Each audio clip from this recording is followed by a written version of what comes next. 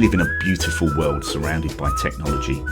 With marketing dependent on IT to help optimise the martech stack, should B2B marketers be better IT trained? Today, Monday, May the 12th, 2020, we welcome Graham Porter, Managing Director of RSM, now Bluprint ANZ, and also Marketo's Partner of the Year, to the show. Graham, welcome to the conversation. Thank you very much, and thank you for inviting me on. It's a great pleasure to be talking to you. Hey, Graham. So, I mentioned their resolution marketing, and I know, I know the company, and I know how you guys are structured. But just for the audience, you got 300 plus clients around the world. You were the 2019-2020 Marketo or Adobe Marketo, or Marketo and Adobe company, however we want to refer to them. You were the Adobe Marketo Partner of the Year, were you not? Yes, indeed. We not only were, but we are. So we're still in that period. We're looking forward to being voted again as for 2020, 2021. We started the company, or I started the company about 21 years ago. You don't look old enough. Why, thank you. But we started the company as a telemarketing agency, actually. So oh, really? Wow. Yeah, that's right.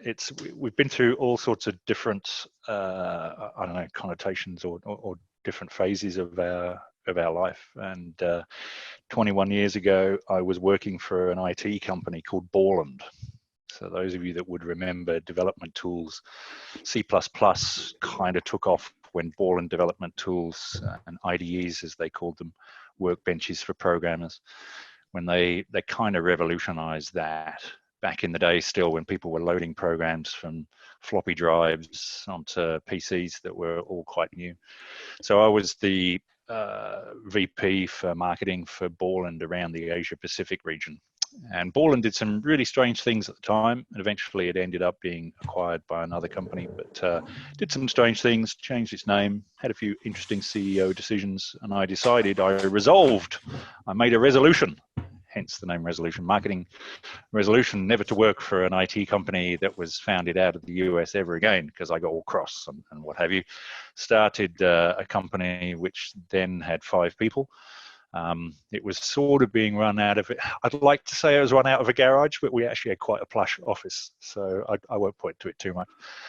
Telephone lines back in those days, direct mail still is, actually. We're still doing a fair bit of DM now.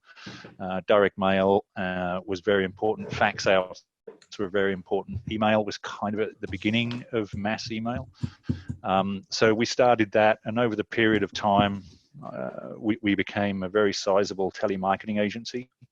We came across this thing called Salesforce.com, and they came to us, these 2 Salesforce boys, including a guy called Robert Zimmerman, and said, you know what, you seem to have got you've got 3 instances of Salesforce at this address. I said, yes, that's right. So three of our clients from around the world, they'd asked us to put up a CRM, so we did. And Salesforce came to us and said, you know what, we'd like you to sell some more of these things. And I said, oh, no. We're a telemarketing agency. We don't want to be, representing any software companies. Besides, our customers use Onyx and they use Act and they use all these other things. And we want to be agnostic. Of course, what I was really saying was this Salesforce.com thing, it's just not going to take off. Online CRM, who would think?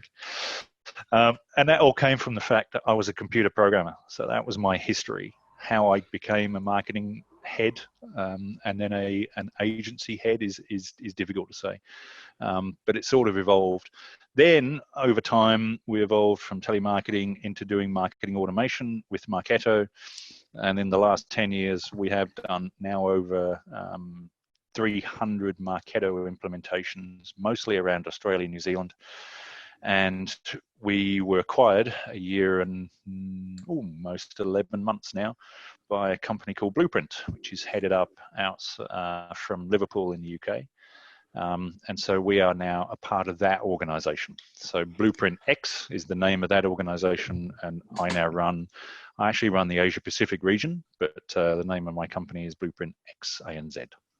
And that explains why down in the bottom left-hand corner of your screen at the moment, we can see the Bluprint X ANZ moniker. So Graham, it's like Yes. you mentioned a couple of things there, right? It's like you mentioned ANZ. And I guess the listeners can tell by your accent that maybe you originate from Australia or New Zealand. And I say that with a cheeky smile on my face because I know exactly where you're sitting and I know your heritage. You're not actually from Australia or New Zealand, even though you are Australian sitting in Australia, right? Yeah, totally. I decided to take the whole hog and become an Australian almost 23 years ago now. So my wife and I met at Philips Electronics back in the UK in 1989, something like that. We were both on the graduate intake at Philips Electronics and learned a heck of a lot from that. The whole graduate intake stuff and the way that they launched the careers of so many. We still keep in touch with a lot of those graduates. And I learned a lot about how to treat staff in that time and through that process. And when we bring on our own graduates here, we still have a philosophy of bringing some of those boys and girls on over time. So there's a lot of that that's come from it. But no, my heritage is from Gillingham in Kent. In the you UK. Certainly don't have a Gillingham, Kent, accent, my friend. But I believe I'm a Kentish boy, not a man of Kent. I think it depends on which side of the Medway you're born. Can't quite remember which way round it is, but yeah, we emigrated here in '95, and to be frank, never really looked back. It's been one of those massive moves that you do in your life, trying to bring up two small children. Well, they're not small anymore. Chances are one of them will come in with my dinner in a minute, so I apologize if that happens. Trying to bring up two small children on your own, obviously my wife's here too, without any family support has been probably the biggest challenge. But Australia itself is a pretty decent place to hang out. And we were, in so many ways, a long way away from the financial crisis. Obviously, things like Corona, which is going on right now, for those of you who are watching this podcast in the future. Obviously, things like that, it's those worldwide pandemics are affecting us, obviously, just as much as others. But being such a far away country, so far away from everything else, but still with a decent sized economy, has always played a wonderful thing for me in my life, because the quality of life here and what my kids can do compared to what I used to have to do when I was back in UK is fairly significant. So I'm happy with my move. So Graham, if we think about that, that career, right? You've worked as a mentor to hundreds of marketing managers in different businesses of all sizes across different industry sectors. So if we think about today's discussion and the operationalization of practices from a marketing perspective and from a sales perspective, those different tactics that we're having to bring to bear because of technology that you've mentioned, right? So you mentioned that you worked with Salesforce as far back as 2001, and you started your Marketo journey back in 2010. All of those technology evolutions, right, have had an impact upon those people and those companies that you've been mentoring. What have you seen as the different marketing tactics, marketing plays, sales plays that people have been able to put into practice because of that technology? Wow, that's a huge topic, and tell me when I'm going. Don't worry, we've got 4 hours. No, I'm joking. So yeah, all of those statistics are correct. We've done close to 200 Salesforce implementations from scratch. and well over 300, as I've said, or 300 Marketo implementations. So a lot of the other ones, incidentally, have got things like Dynamics alongside of them. Some of them haven't got a CRM system at all, and they're just connected to their operational systems. And sometimes they're probably the most interesting ones, and we can talk about a few of those if you like later on. But it is quite interesting, because when I look at the history of where IT has fitted into the business, we've clearly, over the years, IT was helping in warehouses and factories, robotics, right?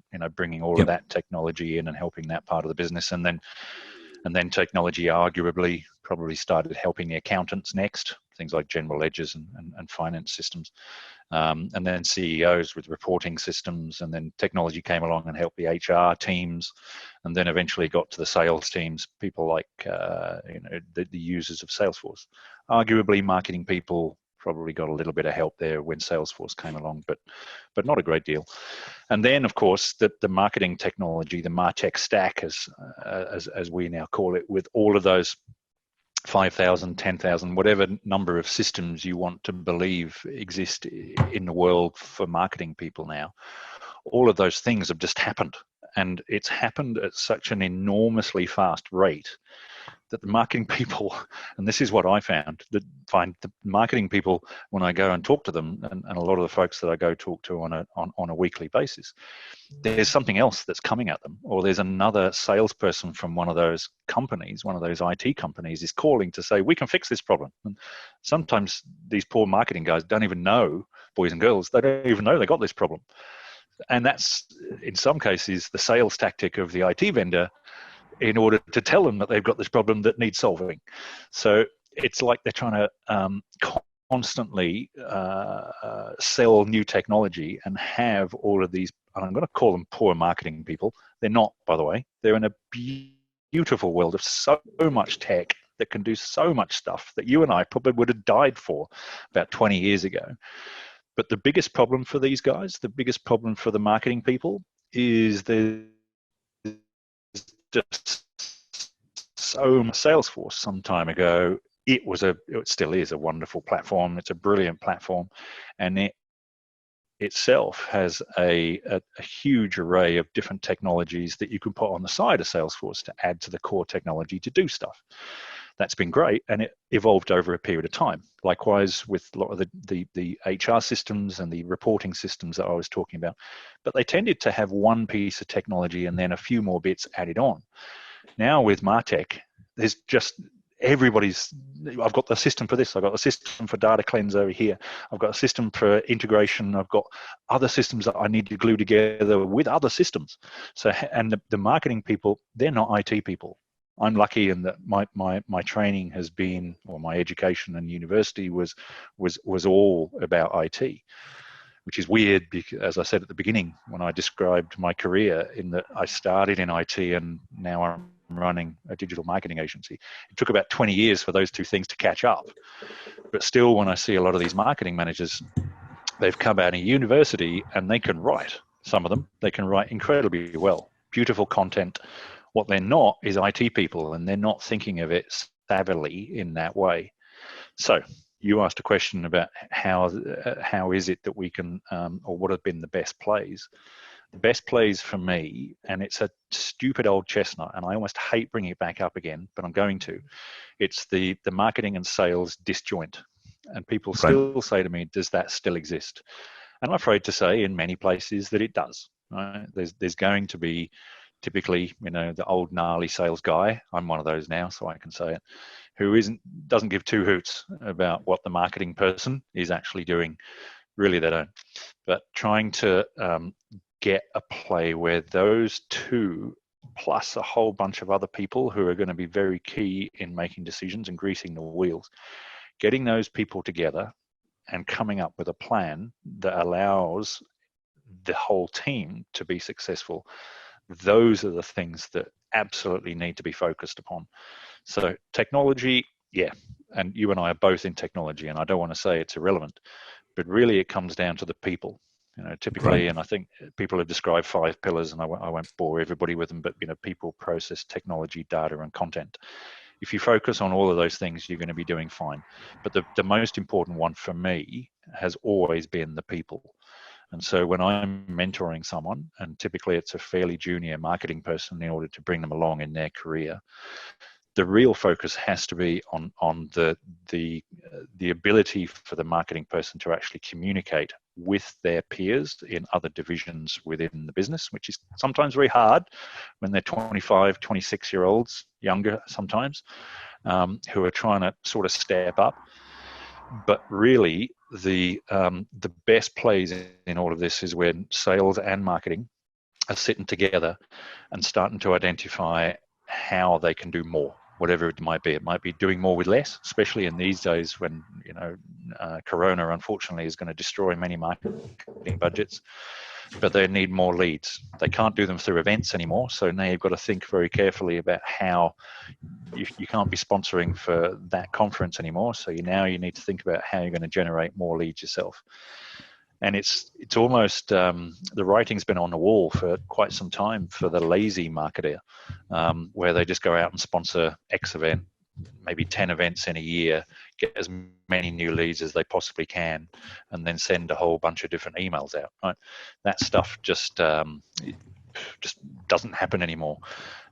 So you need to have a process and a series of or a structure within your entire team, sales and marketing together, that empowers that.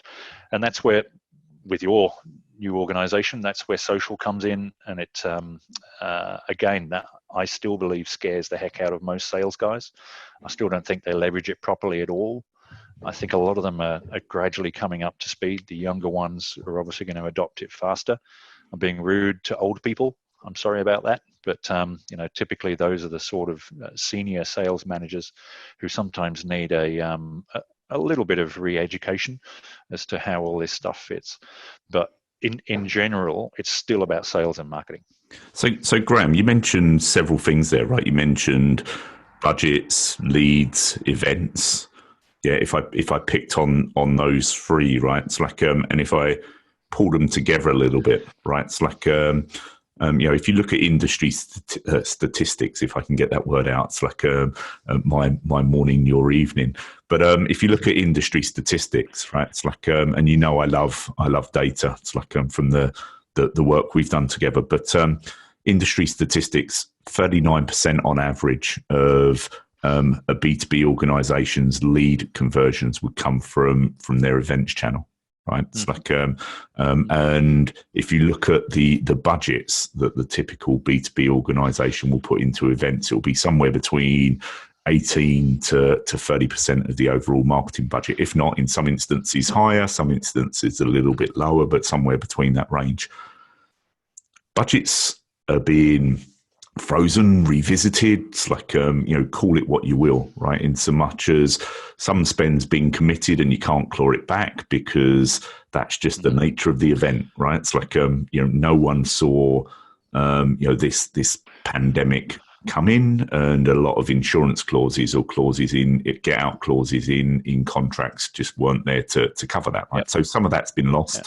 Maybe the event organizer has been kind enough to allow you to roll it to next year or whatever. But some of it's still sitting in the marketing pot, right? It's like, what are you seeing companies do with regards to the way that maybe they're reallocating that budget to other marketing tactics in order to try and fill some of that 39% void? Yeah.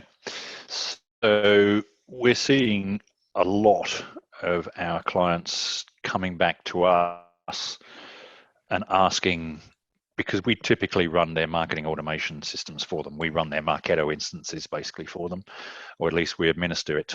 If they're a more mature client of ours, they'll be the one executing the campaigns, but we'll administer it and manage it on their behalf. Probably in the last 2 weeks since the pandemic has really taken hold, I'd say about 60% of those organizations have come back to me and said, which of the webinar type technologies should we be integrating into our tech stack, and where should it sit? alongside? Should it sit alongside Marketo? Should it sit alongside the CRM system? Which ones are going to be the best ones for us to be using? So I won't drop names, but there's clearly a plethora of those sort of technologies around. Some of them are going to integrate better with the marketing automation platforms than others. But that was kind of the first thing, and people, that was a bit of a knee-jerk reaction. For me, that's not necessarily going to give you leads, right? That's just another piece of technology that now sits in another bloody thing. Sorry, excuse me. Sorry, readers, listeners. Don't worry, we can bleep that out. Okay, excellent.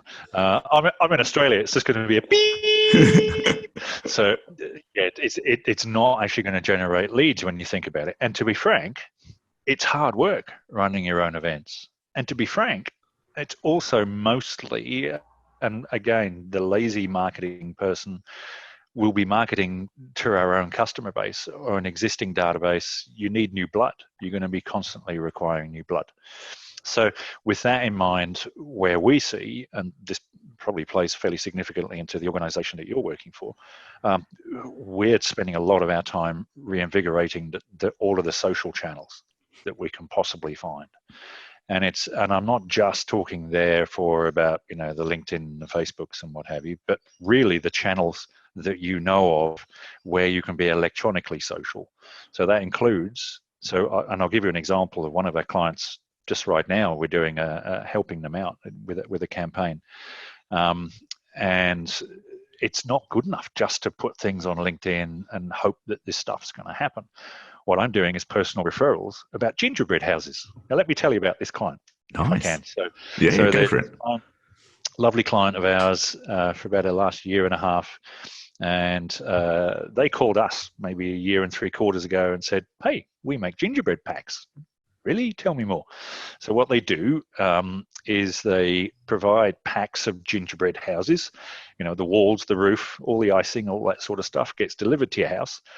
The idea used to be that hopefully Mrs. Day, who I know you've talked about a lot in different times at events, so here I am doing it for you. Thank you. Mrs. Day, when your kids were small, would have maybe 30 of them delivered. And then Mrs. Day would then host a party with 29 of her friends with all little Frida and Johnny and all that sort of stuff. And they'd all make their gingerbread houses together. Wonderful social thing to do, right? So as you can imagine, this isn't necessarily a great thing just at this present time. The whole idea of being social distancing, pretty much gone. So anyway, this client reached out to me a couple of weeks ago and said, "Look, Graham, we can pretty much see the writing on the wall here. Things aren't necessarily going along smoothly." So I thought to myself, okay, now who do I know, right? Now these boys and girls are using Adobe. They're using Marketo. They're actually a Marketo user and a Salesforce user and an e-commerce user. And they're probably the world's most perfect instance of all of those things because they're a fairly small business. They're not big. It's not like Uber, who is another one of our clients, where, I shouldn't say that. So, but don't worry about it. For the purposes of the recording, it's fine. It's not like they've got this massive political system and there's so many people doing things, you don't know who to ask. But with these people, the gingerbread folk, they're small enough so that everything's perfect. All the data is perfect. The e-commerce system is perfect. Everything's small enough to be and all the e-commerce flows directly into the operational shipping system. It's just a perfectly run organization. The only trouble is now, of course, no one's buying, right? So I'm thinking to myself, okay, well, they're using all this technology. They came to me and they said, can you possibly help? So I'm going to do a couple of things. Personally, I live in a very sociable street, and I'll do a whole bunch of social stuff for that. But I've also now reached out directly via email to our partner account manager at Adobe and said, hey, these guys are a client of yours. They're going to need a bit of help. And by the way, I know all of there's about 400 people here in Australia. They'll all have families. Let's say 50% of them have got small children at home. How about you roll this out throughout your organization and see what we can do in order to drum up more support? So think of it as that. And that's the sort of thing when I'm mentoring some of the people that I'm talking to right now, don't just think of social as purely being, I've got 3,500 followers on LinkedIn, and I probably know a couple of hundred people on Insta and a few other places over there. Really start tapping into those groups that you really feel that you could do. And it might be your social groups, it might be the personal training groups for the local gym, all of those sort of groups of people that you can start tapping into, but it all has to be electronic. But that's where a connected workforce, right, is more powerful than a brand. Yes. Right. And that would be my takeaway from that, right, Graham, is a connected workforce is more powerful than a brand. Because you wouldn't have got involved, right, if you hadn't have known. It's like those people bought into it. It's like you wouldn't have got to know about that if that person hadn't come and approached you in the first place, and it becomes the network effect, right? Yeah, and I think we're seeing a lot of in Australia we are anyway of these infographics where we're talking about the spread of corona. If you think about it, the spread. It's the spread of a message, right? Yeah, that's right. It's exactly the same thing. So leveraging that as much as you can, especially today, especially in today's economy, I suppose we put it that way. Because people still do have $29 to spend on a gingerbread house. How do you ensure you remain relevant, though? It's like, if you take the gingerbread, conversation as an example, it's one of a number of conversations that you're having, I'm sure. How do you ensure that to the people you're putting that message out to, how do you ensure that you remain relevant? Because I think, that tip and trick can be brought back into into other B2B workplaces, right? And it's all about ensuring relevance these days, right? Yeah, and that is, of course, the most difficult thing I think for most organisations to do, us included. So if you think about our organisation, we've been working with some of our larger clients. Ricoh is one of our longest serving clients. We've been with them for about 9 years now. So, and we were supposed to be there for about 6 months. So we've clearly done a terrible job. But, we walked in and we said, okay, you've got a pre-existing Salesforce instance and now you want marketing automation. What do you want to achieve? And of course we did that in the first probably 4 or 5 months. We'd managed to do the implementation, train the people, and got them to a point of competency. But after that, at Ricoh, things have changed. So my relationship now within the organization itself is to keep myself as relevant as I possibly can to all the marketing people, and then spread out as far as I can within there to all the product people, and spread out there to all the salespeople of the product people. And you can't just spread out and buy them beers and what have you. Although in some cases that does work at times, right? I suspect it does. But really, it's got to be about relevant stuff that's relevant for them in their position at that moment. And that is almost the most difficult thing to do. Most people are able to be sociable enough and hold a good conversation with people. But what you're saying to them has to be relevant. And that's exactly the same when you're selling gingerbread houses as it is all the way through to, if you're selling computer software or business intelligence software to somebody, you have to be as relevant as you possibly can be at that moment. And that is where all of the marketing automation systems and the guys and Oktopost and all of those different technologies, as they're gathering information about what people want to read, and then pushing more information back to them that is relevant about what they want to read more of based on their history. That's how you do it.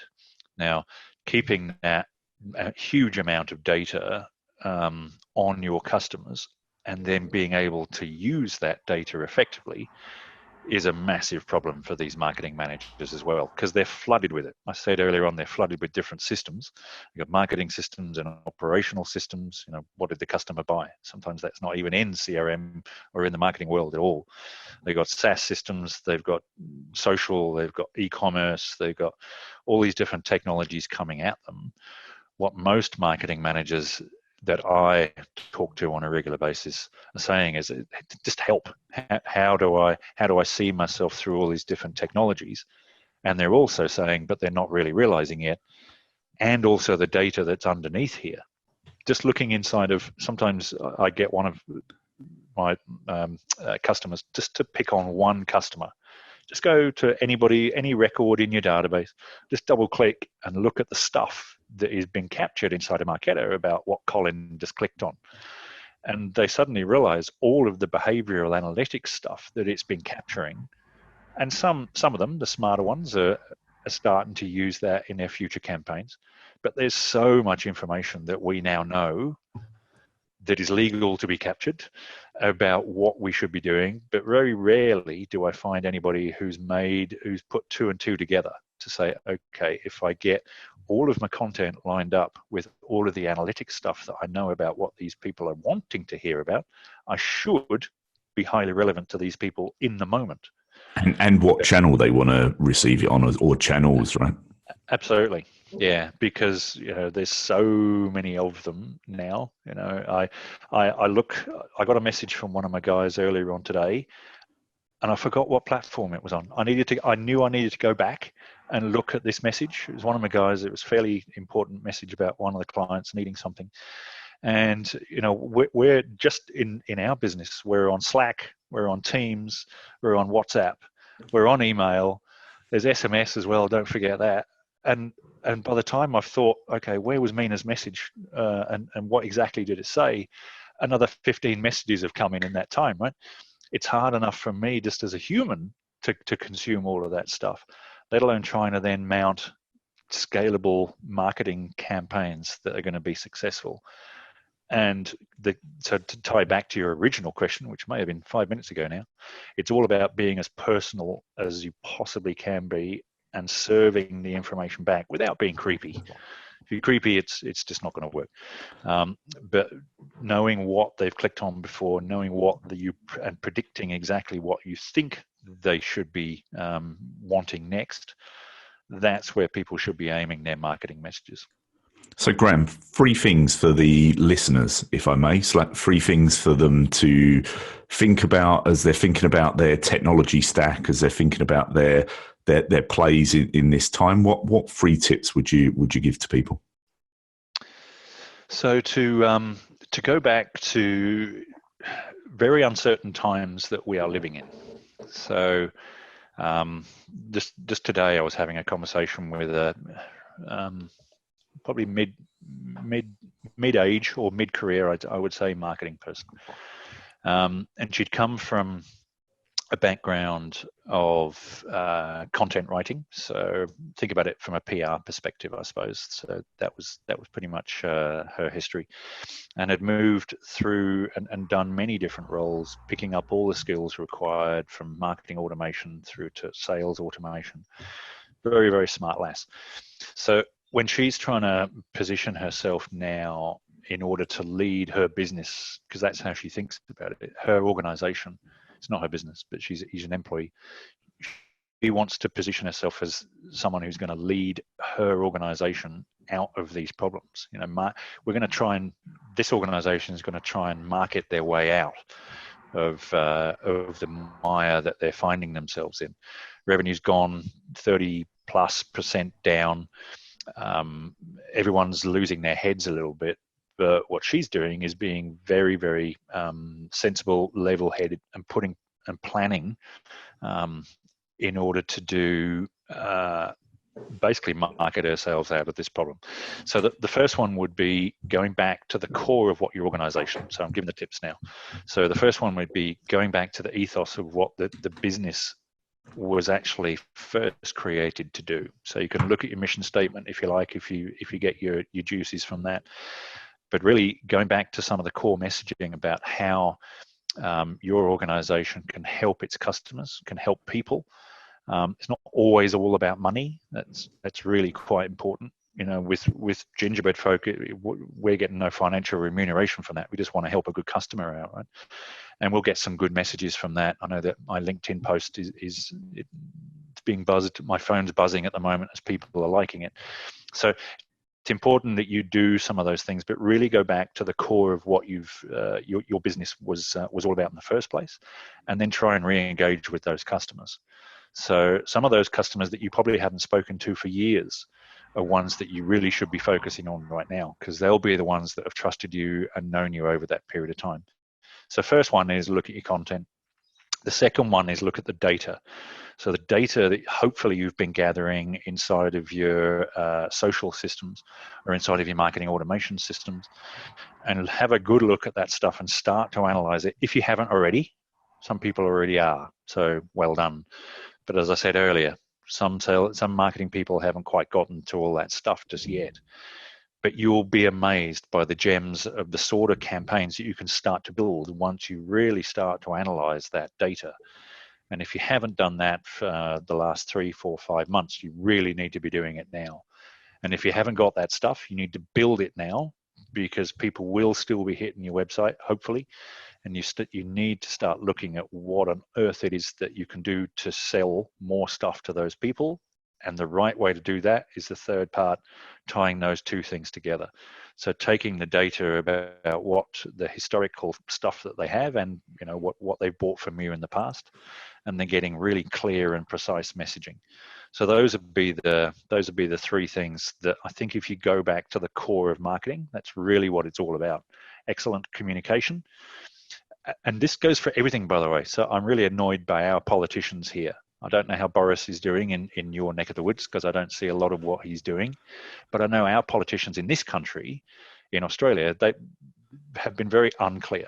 We actually got 3 levels of government here, which doesn't help. We've got a state government as well as a federal government, and then there's local. And those two, the federal and the state, are sometimes being at loggerheads, or they've been given different messaging out. Being incredibly clear about what you can do for people at this moment is absolutely vital. And then looking at the data behind all of that stuff and getting it out to customers on the right platform or through the right channel is key in these moments. So, Graham, I've got one last question for you before I let you go. Is email dead? I got asked this question by we were going for a huge deal for it was a worldwide company. They wanted us to run their digital marketing platforms all around the world. So it was one of the final questions. You could call it an interview, I suppose. And it was the head of email, basically, for that organization that asked me that question. And at that point, I had some really interesting stats in front of me about the number of emails that were sent out each day, and the number of people who are responding and opening those emails and executing, and buying things all the way from those emails. And the answer is absolutely not. There's no way email is dead. It's been one of those things that has been the mainstay, I suppose, of the marketer all these years. And if you look at the marketing automation platforms, there's still a huge amount of the clever technology and the new features coming out that's related to that. However, just like I said earlier on, there's these new systems and new processes and all this data. There's all these new platforms and new channels that are coming on. So I often put up the example of my kids. So my kids will look at email probably 3 or 4 times a day, if I'm lucky. And I got a note. So my wife sent something around about making sure you wash your hands. My daughter sent us back a WhatsApp saying, "Mum, why did you send that via email? I might not have seen it until tomorrow." So, and it's because that's not her world, right? She's 15 years old. The 17-year-old is on, goodness knows, I actually don't want to know. But there's so many different platforms out there that we certainly can't expect to continue to be doing the same thing that we've been doing even for the last 2 or 3 years. The whole technical support. So I had a problem with an HP printer the other day, and I went onto the website and I was actually troubleshooting it because it's made of mine's printer. And I was going through it, and at one point they just said, "Right, now hold this up, and then we'll see you on WhatsApp." So they went through the whole technical support thing on WhatsApp. Wow. So yeah, it was brilliant. And I'm sitting there, he's on stuff, and sometimes he was on the other end of the line somewhere, probably in a distant country, and we went through the whole process, and it sorted itself all out. Now that's a clever use of technology, right? So people adopting those new ways of going about doing things. That's not to say email is dead, because if you look at the number of emails that are being sent, it's still increasing. So it's all about being part of an integrated campaign strategy. That's what you're saying, right? Totally. If you look at the way some of the marketing automation platforms sell their product, the way their pricing works is on number of records that's held inside of the database, and typically that normally equates to number of emails that's inside of there. But as we start building campaigns where the messages need to be integrated in with the WhatsApps of the world, because you can do that, right? So and pushing messages, or WeChats in your neck of the woods, some of your neck of the woods, right? Yeah. Absolutely. As we start adopting technologies or pushing messages out that are going to go, as you said, across all different sort of social channels, all different ways that people can integrate. And we're still doing bus advertisements. We've got clients who are putting codes that people can scan off their phones, and there's still a whole heap of and we shouldn't forget outdoor advertising, and all of those old traditional ways. Ooh, I called them old and traditional. Sorry.